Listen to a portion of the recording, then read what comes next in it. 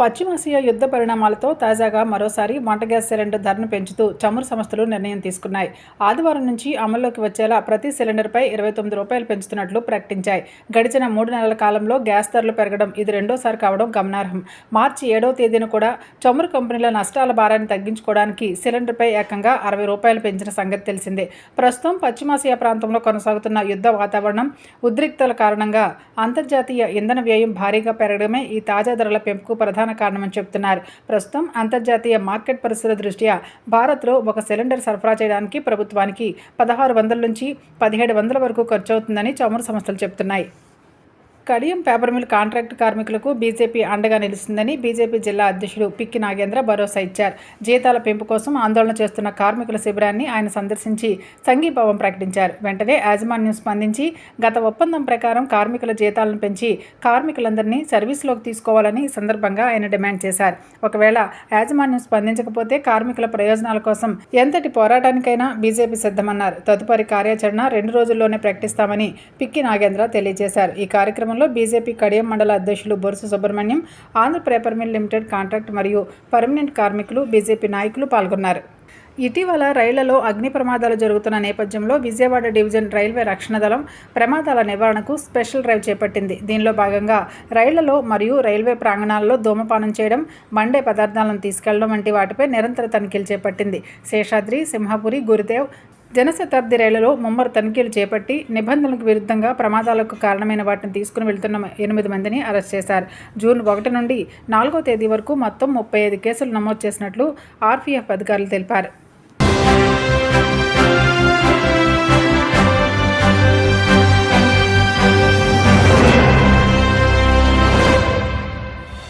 నమస్కారం. CCC digital 230 PM న్యూస్కు స్వాగతం. ముందుగా ముఖ్యాంశాలు.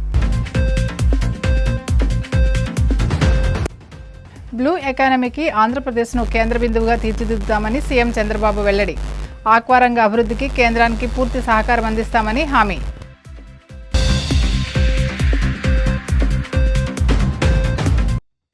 సీఫుడ్ రవాణా విషయంలో పౌర విమానయాన శాఖ పూర్తి సహకారం అందిస్తుంది. సీఫుడ్ ఎక్స్పోర్ట్ జాతీయ సెమినార్లో కేంద్ర మంత్రి రామ్మోహన్ నాయుడు వెల్లడి.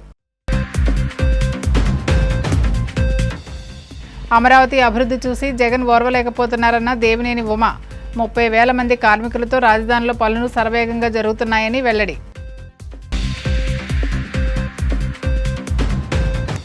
వైసీపీ మాజీ ఎమ్మెల్యే బొల్లా బ్రహ్మనాయుడు అరెస్టు అక్రమమన్న ఎమ్మెల్సీ లేళ్ల అప్పిరెడ్డి. త్వరలో ఆయన కడిగిన ముత్యంలో బయటికి రావడం ఖాయమని ధీమా. భవిష్యత్ అంతా బ్లూ ఎకానమీదేనని, భారతదేశ బ్లూ ఎకానమీకి ఆంధ్రప్రదేశ్ను కేంద్ర బిందువుగా తీర్చిదిద్దుతామని ముఖ్యమంత్రి చంద్రబాబు నాయుడు ఉద్ఘాటించారు. వికసిత్ భారత్ లక్ష్యాలను చేరుకోవడంలో ఆక్వారంగం అత్యంత కీలక పాత్ర పోషిస్తుందని ఆయన స్పష్టం చేశారు. విశాఖపట్నంలో జరిగిన సీఫుడ్ ఎగుమతుల జాతీయ వర్క్షాప్లో ఆయన ముఖ్య అతిథిగా పాల్గొని ప్రసంగించారు. సందర్భంగా ఆక్వారంగ అభివృద్ధికి తన ప్రభుత్వ దార్శికతను, భవిష్యత్ ప్రణాళికను ఆవిష్కరించారు. First of all, I want to welcome all of you to this beautiful city, Visakhapatnam, the gateway to India's eastern coast and one of the fastest growing maritime cities in the country itself. First of all, I have to thank Honorable Minister. Recently, they have notified Bhimavaram brackish water aquaculture in Andhra Pradesh. Just now, he has announced Kakinada port modernization also. And also he asked me, if you give land, we are going to start regional office of fisheries. Immediately I am offering. Within 15 days, we are going to give office first. After that, how much land you want, I am prepared to give. Immediately he is going to set up regional office. If there is no regional office of fisheries in Andhra Pradesh, there is no meaning, because we are the main contributors for fishing department. Always we are talking steel, silicon or technology, but today we gathered here to shape the future of an economic revolution through blue economy. That is the future. I am very happy we are all here. A revolution forward, not Throughout history, civilization have flourished wherever water flowed. The Nile River nurtured Egypt. The Indus River sustained one of the world's largest civilization, that is ancient India. We are very fortunate. Godavari and Krishna shaped the prosperity of Andhra Pradesh. Even today, we are contributing aquaculture because of Godavari and Krishna rivers. That is the beauty of Andhra Pradesh. Blue economy, it is a reality. Future is with blue economy. If you see here, we are the second largest producer of fish and seafood. Everybody told 197 lakh metric tons we are producing. Under the same time, last year record exports, that is nearly 19.3 lakh metric tons, 8.28 billion US dollars. These numbers by seeing very impressive, but they also reveal something more important. Global market, as our minister has rightly mentioned, 164 billion US dollars. Our contribution is only 5%. Under the same time, for the last 1 decade, we are able to grow nearly 70%. If you see these figures, there is a lot of opportunity. All the stakeholders who are all assembled here. దేశీయంగా అంతర్జాతీయంగా సముద్ర ఆహార ఉత్పత్తులను తక్కువ ఖర్చుతో రవాణా చేసేందుకు air cargo సదుపాయాలు సిద్ధంగా ఉన్నాయని కేంద్ర మంత్రి కింజరపు రామ్మోహన్ నాయుడు తెలిపారు. సీఫుడ్ రవాణా విషయంలో పౌర విమానయాన శాఖ పూర్తి సహకారం అందిస్తుందని స్పష్టం చేశారు. విశాఖపట్నంలోని నోవోటెల్ హోటల్లో నిర్వహించిన సీఫుడ్ ఎక్స్పోర్ట్ జాతీయ సెమినార్లో ముఖ్యమంత్రి చంద్రబాబు, కేంద్ర మంత్రి పీయూష్ గోయల్తో పాటు రామ్మోహన్ నాయుడు ముఖ్య అతిథిగా పాల్గొన్నారు. సందర్భంగా రామ్మోహన్ నాయుడు మాట్లాడుతూ, ఒక ముఖ్యమంత్రి, 4 కేంద్ర మంత్రులు ఒకే సెమినార్లో పాల్గొనడం సముద్ర ఆహార ఉత్పత్తులపై కేంద్ర రాష్ట్ర ప్రభుత్వాలు ఇస్తున్న ప్రాధాన్యతను తెలియజేస్తుందన్నారు.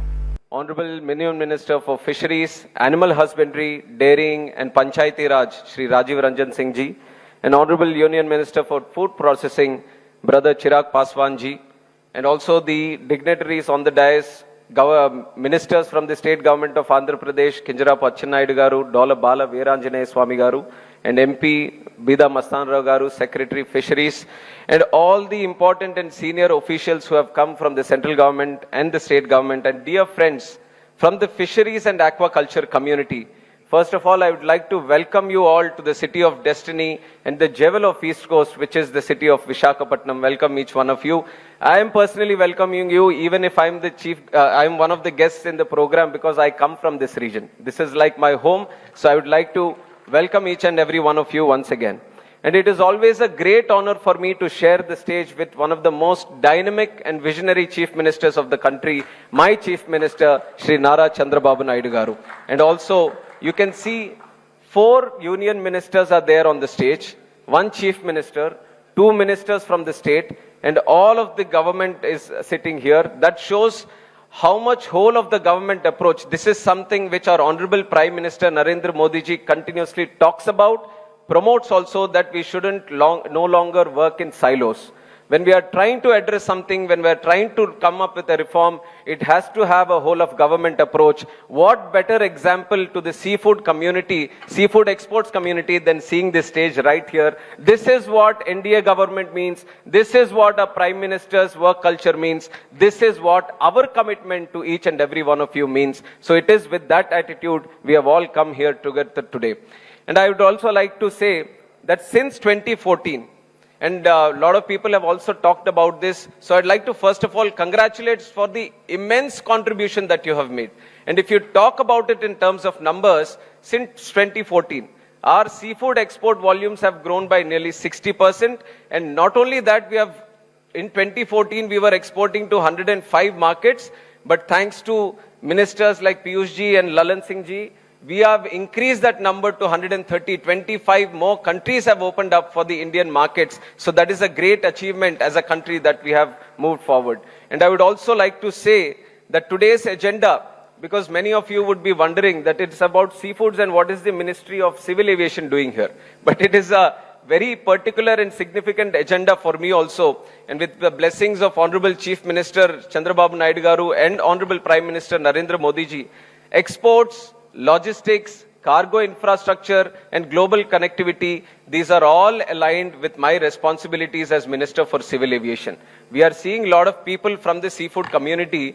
You have people to take care of you for your production, for your financing, for your marketing, for your sales, for your processing, everything. But you know that the real value only comes when you are able to send your product to the right place in the right time. That is where we come in. As Ministry of Civil Aviation, we ensure that your products, whatever is produced here, whatever is manufactured here, whatever is made here, రాజధాని అమరావతిలో శరవేగంగా సాగుతున్న అభివృద్ధి పనులను చూసి YCP అధినేత Jaganmohan Reddy ఓర్వలేకపోతున్నారని TDP senior నేత మాజీ మంత్రి దేవినేని ఉమామహేశ్వరరావు ధ్వజమెత్తారు. రాజధాని నిర్మాణాన్ని అడ్డుకునేందుకు జగన్ కుట్రలు పన్నుతున్నారని ఆయన తీవ్రంగా విమర్శించారు. మంగళగిరిలోని టీడీపీ కేంద్ర కార్యాలయంలో నిర్వహించిన మీడియా సమావేశంలో ఆయన మాట్లాడారు. ప్రస్తుతం అమరావతిలో ఐకానిక్ భవనాలు, seed access road, high court, secretariat, HOD కార్యాలయాలతో పాటు భూగర్భ డ్రైనేజీ, విద్యుత్ వంటి మౌలిక సదుపాయాల పనులు చురుగ్గా సాగుతున్నాయని వివరించారు. గత వైఎస్ఆర్సీపీ ప్రభుత్వ హయాంలో రాజధాని నిర్మాణానికి కనీసం ఒక్క ఇటుక కూడా వేయలేదని దుయ్యబట్టారు. పులివెందుల శాసనసభ్యులు వైఎస్ జగన్మోహన్ రెడ్డి పిచ్చి ప్రేలాపనలన్నీ కూడా నిన్న మొన్న చూసాం. అమరావతికి భూములు ఇచ్చిన రైతులకి భూములు మళ్ళీ వెనక్కి ఇచ్చేస్తాం, మావుగినని పిచ్చివాళ్ల ప్రేలాపనలన్నీ కూడా మాట్లాడటం జరిగింది.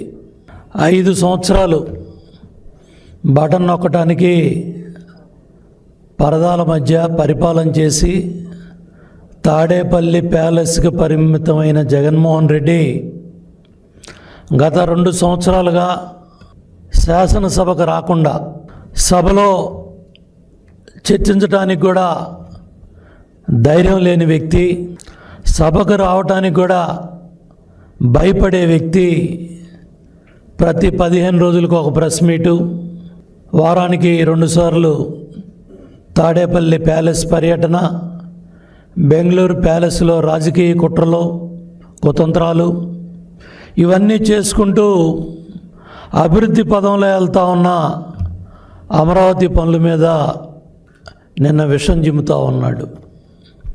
ఇవాళ ఒక ప్రపంచ స్థాయి రాజధాని నిర్మాణం జరుగుతూ ఉంది.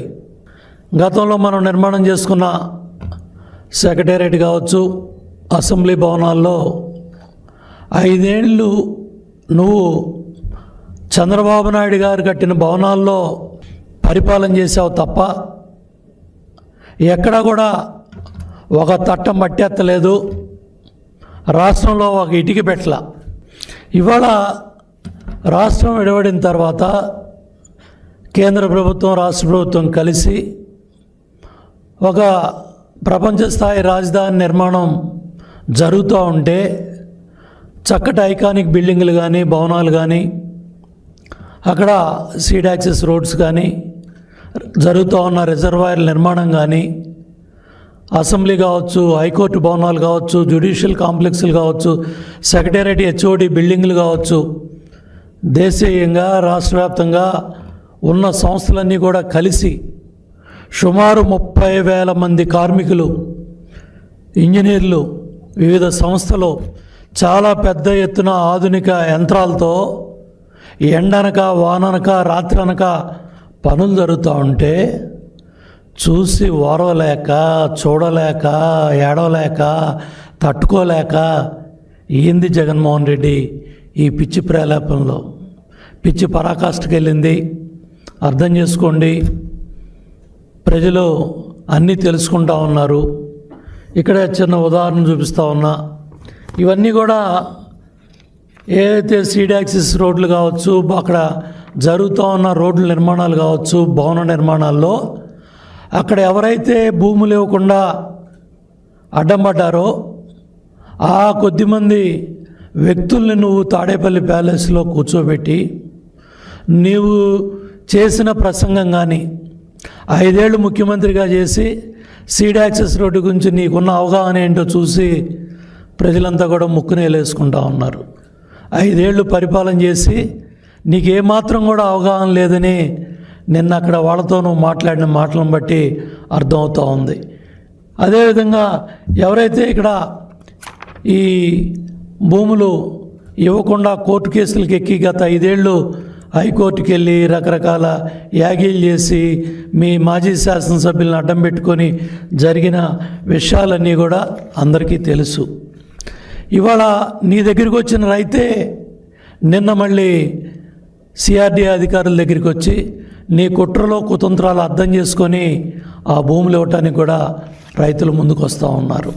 అర్థం చేసుకో జగన్మోహన్ రెడ్డి, ఇవాళ నీ పన్నాగాలు కానీ నీ కుట్రలు కానీ కుతంత్రాలు కానీ ప్రజలు అర్థం చేసుకుంటా ఉన్నారు. నీ మైండ్ సెట్ మారాలి. భూ లావాదేవీల కేసులో వైసీపీ నేత మాజీ ఎమ్మెల్యే బొల్లా బ్రహ్మనాయుడు పేరు లేకపోయినా తెలంగాణ పోలీసులపై ఏపీ టీడీపీ నేతలు ఒత్తిడి తెచ్చి అరెస్టు చేయించారని, కేవలం రాజకీయ కక్ష సాధింపులో భాగంగానే ఇలాంటి చర్యలకు పాల్పడుతున్నారని వైసీపీ ఎమ్మెల్సీ లేళ్ల అప్పిరెడ్డి మండిపడ్డారు. ఈ కేసులో బాధితుడైన బ్రహ్మనాయుడు నిందితుడిగా చేర్చడమే కాకుండా సీనియర్ సిటిజన్ అని కూడా చూడకుండా వెంటాడి పట్టుకోవడం దారుణమన్నారు. ఈ కేసులో ఆయన త్వరలోనే నిర్దోషిగా కడిగిన ముత్యంలో బయటికి రావడం ఖాయమని స్పష్టం చేశారు. ఎప్పుడు కూడా ప్రజల్లో ఉండే బ్రహ్మనాయుడు గారి పైన నిరాధారమైనటువంటి ఆరోపణలు చేస్తున్నటువంటి పరిస్థితులు. ఎల్లో మీడియా అయితే పుంఖాలుగా వార్తల్ని ఒకరోజు 1000 కోట్లు అంటారు, ఒకరోజు 1500 కోట్లు అంటారు, ఒకరోజు 2000 కోట్లు అంటారు. అంటే రాయటానికి కూడా ఎవరు కూడా ఊహించనంతగా వందల వేల కోట్ల రూపాయల్ని బ్రహ్మనాయుడు గారు ఏదో దోచేసుకుంటున్నారనే భావన కలిగించడానికి చేస్తున్నటువంటి ప్రయత్నాలని మేము ఖండిస్తా ఉన్నాం. నిజంగా అక్కడ జరిగిందేంటని ఈ సందర్భంగా తెలుగుదేశం నాయకులు కూడా అడగదలుచుకున్నాం. అక్కడ పొలాలకు సంబంధించి ఫేక్ జీవోలు ఉన్నాయనే ఆలోచనతో ఎంఆర్ఓ గారు కంప్లైంట్ ఇవ్వడం జరిగింది. ఎంఆర్ఓ గారు కంప్లైంట్ ఇవ్వడానికి ముందు బొల్లా రమేష్ ఎవరైతే అగ్రిమెంట్ రాయించుకున్నారో అగ్రిమెంట్ రాయించుకున్నటువంటి బొల్లా రమేష్ ఆ జిల్లా కలెక్టర్ని కలిసి ఆ పొలాలకు సంబంధించినటువంటి డాక్యుమెంట్స్ ఇచ్చి ఇదేదో అనుమానంగా ఉంది, దీనిపైన విచారణ చేయాలని చెప్పి బొల్లా రమేష్ కోరితే కలెక్టర్ గారు కింద ఎంఆర్ఓకు రాస్తే ఎంఆర్ఓ గారు ఎంక్వైరీ చేస్తే ఆ ఎంక్వైరీ చేసిన మీదట ఎవరైతే రైతులుగా చెప్పబడుతూ ఉన్నారో ఆ రైతుల మీద కంప్లైంట్ ఇవ్వడం జరిగింది. అది వాస్తవానికి ప్రభుత్వ భూమని రైతులు ఫేక్ డాక్యుమెంట్ సృష్టించారు అని ఎంఆర్ఓ గారు స్థానిక పోలీస్ స్టేషన్ లో కంప్లైంట్ ఇవ్వడం, దాన్ని ఎఫ్ఐఆర్ చేయడం కూడా జరిగింది. కానీ ఎఫ్ఐఆర్ చేసిన తర్వాత ఈ రాష్ట్రంలో ఉన్నటువంటి తెలుగుదేశం నాయకులు, ముఖ్యంగా పల్నాడు ప్రాంతానికి సంబంధించినటువంటి తెలుగుదేశం నాయకులు అందరూ కూడా హైదరాబాద్ చేరారు. బ్రహ్మనాయుడు గారి బంధువు బొల్లా రమేష్ గారు అగ్రిమెంట్ రాయించుకున్నారు. బొల్లా రమేష్ గారు బ్రహ్మనాయుడు గారి దగ్గర డబ్బులు తీసుకున్నారు. ఆ డబ్బులు దీనికి వాడారు. కాబట్టి ఏదో ఒక విధంగా బ్రహ్మనాయుడిని ఈ కేసులో ఇరికించాలా, బ్రహ్మనాయుడిని పరువుని ప్రతిష్టని దిగదార్చాలనే ఉద్దేశంతోనే యావత్తు టీడీపీ యంత్రాంగం పనిచేసి పోలీసుల మీద ఒత్తిడి తీసుకొచ్చి కేసులో ముద్దాయిగా పెట్టినటువంటి పరిస్థితులు నిజంగా ఆశ్చర్యం కలుగుతూ ఉండేది. ఎంఆర్ఓ గారేమో రైతుల మీద కంప్లైంట్ ఇచ్చారు, రైతులేమో బొల్లా రమేష్ కి అగ్రిమెంట్ రాశారు, బ్రహ్మనాయుడేమో బొల్లా రమేష్ కి డబ్బులు ఇచ్చారు. అసలు ఇక్కడ ఎవరు బాధితులు, ఎవరు లబ్ధి పొందారు? రైతుల పేరుతోనో లేకపోతే మధ్యవర్తులుగా ఉన్నటువంటి వాళ్ళు డబ్బులు తీసుకొని లబ్ధి పొందితే ఈ కేసులో బాధితులు ఎవరు? బొల్లా రమేష్ గారు, బొల్లా రమేష్ గారితో పాటుగా బొల్లా బ్రహ్మనాయుడు గారు. ఇక్కడ ఆశ్చర్యం, బాధితులు కూడా కేసులో చేర్చినటువంటి పరిస్థితులు. ఏం బ్రహ్మనాయుడు గారు చిన్న పిల్లగాడు కాదు, ఆయన వయసు 70 సంవత్సరాలు. ఆయనేమి అడ్డదడ్డాలుగా సంపాదించినటువంటి వ్యక్తి కాదు. కష్టపడి ఒక సామాన్య రైతు కుటుంబంలో పుట్టినటువంటి వ్యక్తిగా డైరీని ప్రారంభించి అంచెలంచెలుగా ఎదిగినటువంటి పరిస్థితులు ఆర్థికంగా ఎదుగుతున్నటువంటి ప్రక్రియలోనే ప్రజలకి సేవ చేయాలని వినుకొండ ప్రాంతంలో వైఎస్ఆర్ కాంగ్రెస్ పార్టీ అభ్యర్థిగా పోటీ చేసి గెలిచినటువంటి మాట. అటువంటి వ్యక్తి గవర్నమెంట్ స్థలాలు కొనాలనే ఆలోచన, ఆ స్థలాలని ఫేక్ డాక్యుమెంట్లతో వాళ్ళు సృష్టిస్తే ఆ స్థలాలు అసలు ఏం చేసుకుంటాడు బ్రహ్మనాయుడు గారు? ఎక్కడైనా గవర్నమెంట్ స్థలాల్ని పోనీ ఇతను ఆక్యుపై చేశాడు, అక్కడికి వెళ్లి హద్దులు ఏమైనా వేశారా? హద్దులు వేయలేదే, స్థలాల దగ్గరికి వెళ్లలేదే. మోసపోయినటువంటి బొల్లా రమేష్ గారితో పాటుగా మోసపోయినటువంటి బొల్లా బ్రహ్మనాయుడు గారిని ఇవాళ కేసుల్లో పెట్టి సీనియర్ సిటిజన్ గా 70 సంవత్సరాల వయసులో ఆయన ఉన్నప్పుడు కూడా పోలీసులు వేటాడి ఇవాళ అరెస్టు చేసినటువంటి పరిస్థితులు టీవీలో చూస్తా ఉన్నాం. దేశీయ సముద్ర ఉత్పత్తుల ఎగుమతి రంగంలో ఆంధ్రప్రదేశ్ అగ్రగామిగా దూసుకుపోతుందని కేంద్ర మంత్రి పీయూష్ గోయల్ స్పష్టం చేశారు. విశాఖపట్నంలో నిర్వహించిన సీఫుడ్ ఎగుమతుల జాతీయ స్థాయి కార్యశాలలో ఆయన ముఖ్య అతిథిగా పాల్గొని ప్రసంగించారు. దేశం నుంచి జరిగే మొత్తం సముద్ర ఉత్పత్తుల ఎగుమతుల్లో అత్యధిక భాగం ఏపీ నుంచే ఉండడం విశేషమన్నారు. ప్రస్తుతం సముద్ర ఉత్పత్తుల్లో ఎగుమతులు గణనీయంగా పెరుగుతున్నాయని అన్నారు. నిర్దేశించుకున్న లక్ష్యాల మేరకు మరింత మెరుగ్గా పనిచేయడం ముఖ్యమని స్పష్టం చేశారు. ఎగుమతుల్లో ఎదురవుతున్న అంతర్జాతీయ సవాళ్లను సమర్థవంతంగా అధిగమించాలన్నారు.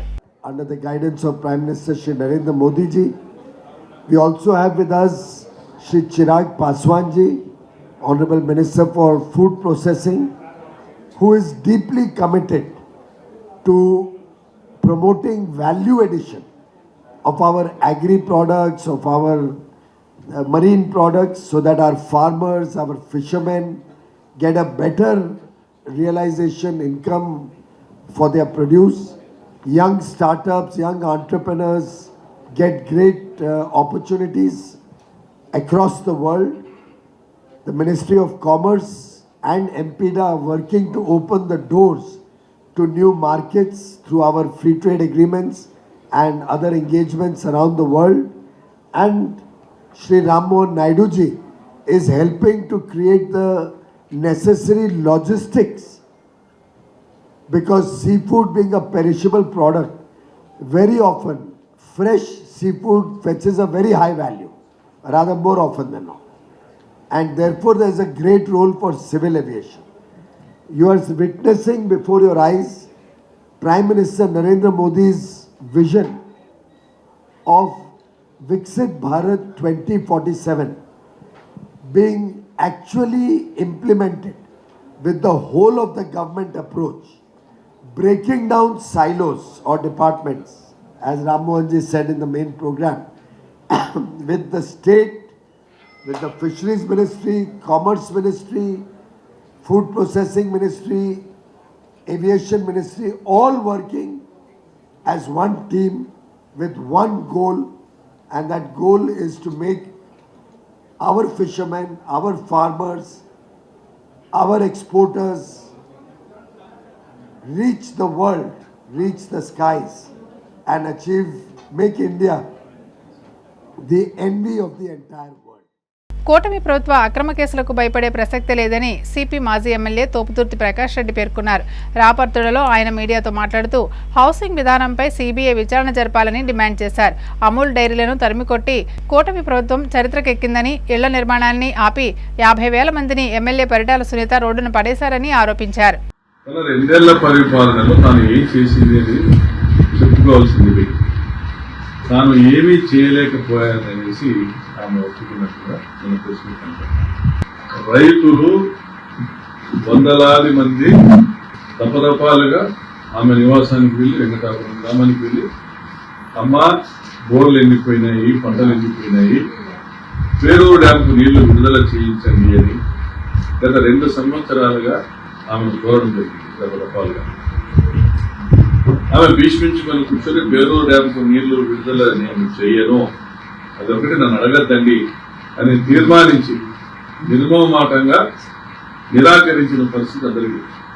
ఆమె నిన్న మాట్లాడతాను, జీడిపల్లి పేరూరు కాలువ లిఫ్ట్ ఇరిగేషన్ స్కీమ్ ఏదైతే ఉందో గత ప్రభుత్వంలో ఒక తట్ట మట్టి ఎత్తలేదు అని తప్పుడు గుర్తు చూస్తాం. మీరు చేసింది చెప్పుకోవచ్చు, మేము చేసిన దాన్ని మీరు చేయలేదని చెప్పకూడదు. 170 కోట్ల రూపాయల బిల్లులు ఇప్పించడం జరిగింది గత 5 సంవత్సరాల్లో. మొదటి 3 సంవత్సరాల్లో వాళ్ళు పనులు చేశారు.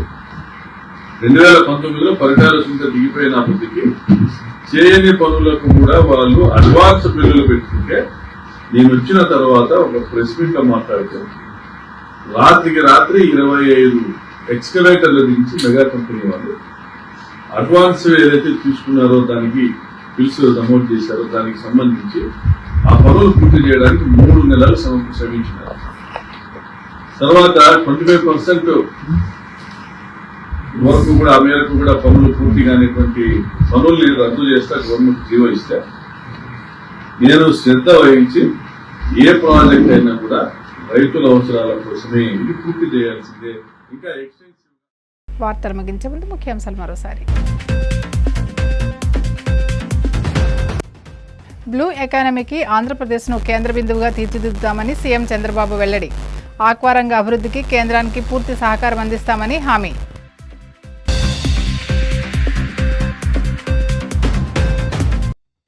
సీఫుడ్ రవాణా విషయంలో పౌర విమానయాన శాఖ పూర్తి సహకారం అందిస్తుంది. సీఫుడ్ ఎక్స్పోర్ట్ జాతీయ సెమినార్లో కేంద్ర మంత్రి రామ్మోహన్ నాయుడు వెల్లడి. అమరావతి అభివృద్ధి చూసి జగన్ ఓర్వలేకపోతున్నారన్న దేవినేని ఉమ. 30,000 మంది కార్మికులతో రాజధానిలో పనులు శరవేగంగా జరుగుతున్నాయని వెల్లడి.